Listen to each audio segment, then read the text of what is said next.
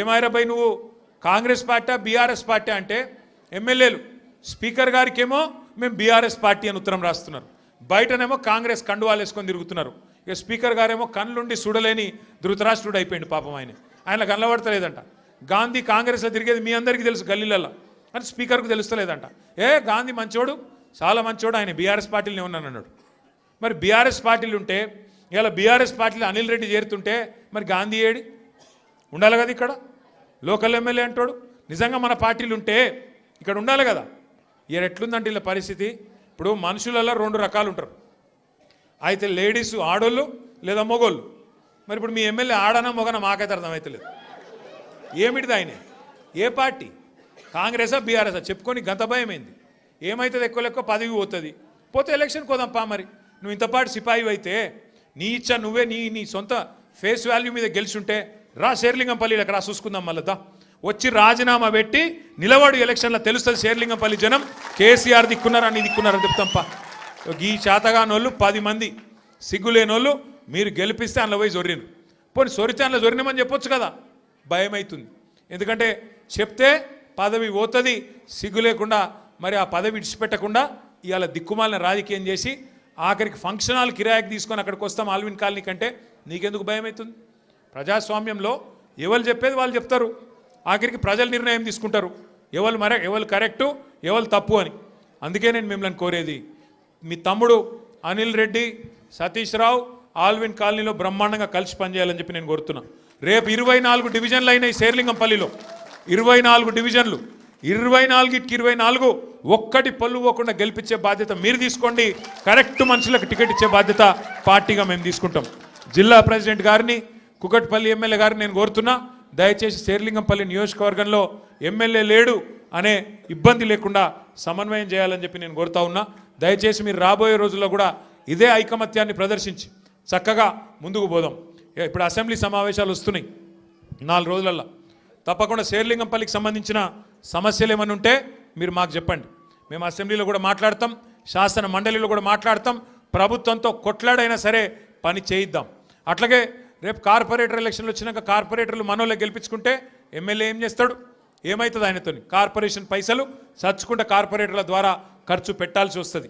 MLA దొంగల్లా కలిసిపోయినా మనం మాత్రం గట్టిగా నిలబడదాం, గట్టిగా కొట్లాడదాం, కలిసిమెలిసి ముందుకు నడుద్దాం. ఇంకా ఈ తెలివితేటలకు కాంగ్రెస్ వాళ్ళు అంటున్నారు, కేసీఆర్ నువ్వు బయటికి రా అన్నారు మొదలు.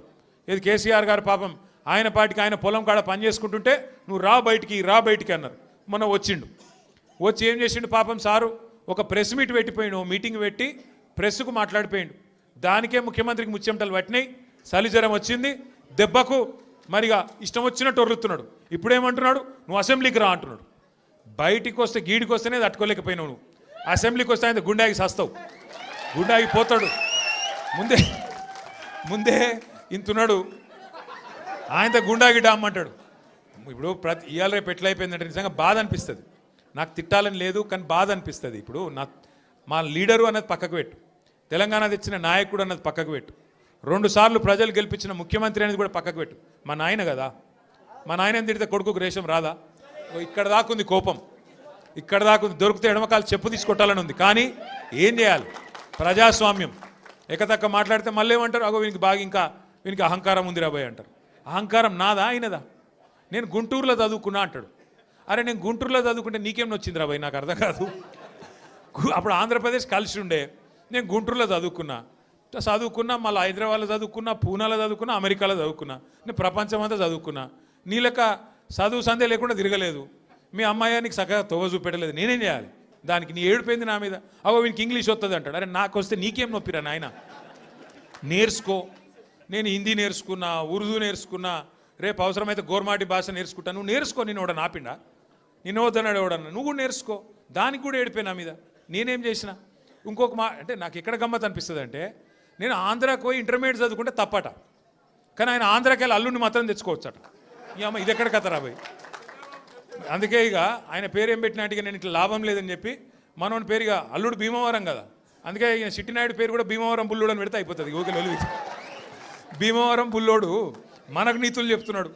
అరే ఆంధ్ర అంటే మరి ఆంధ్ర వాళ్ళ ఓట్లు కావాలి, ఆంధ్ర వాళ్ళ చుట్టూ తిరగాలి, కానీ మళ్ళీ ఆంధ్రాని మాత్రం నేను పోయి చదువుకుంటే నీకు నచ్చినది. నీకేం బాధ అవుతుంది నాకు అర్థం కాదు. ఇంకొక మాట నాకు అర్థమే కాదు. ఇప్పుడు ఇక్కడ ఉన్నారు మీరు, ఇంతమంది ఉన్నారు, చాలామంది పిల్లలు మన హైదరాబాద్కి వెళ్ళి మన తెలుగు రాష్ట్రాలకి వెళ్ళి చాలామంది చదువు కోసమో ఉద్యోగం కోసమో వేరే దేశాలకు పోతారు.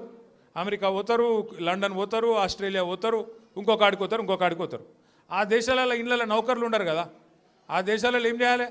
మనది మనమే పని చేసుకోవాలి, మన బట్టలు మనమే ఉతుక్కోవాలి, మన వంట మనమే వాడుకోవాలి, మన టాయిలెట్ మనమే క్లీన్ చేసుకోవాలి. ఈ పిచ్చోనికా ఏం తెలియదు, చదువుకున్న బాపత అయితేనేమో తెలుస్తుండే. ఇక మాట్లాడతాడు, ఏమంటాడు వీడు, ఇప్పటికీ అమెరికాలో బాత్రూమ్లు కడుగుతూనే అంటాడు నన్ను.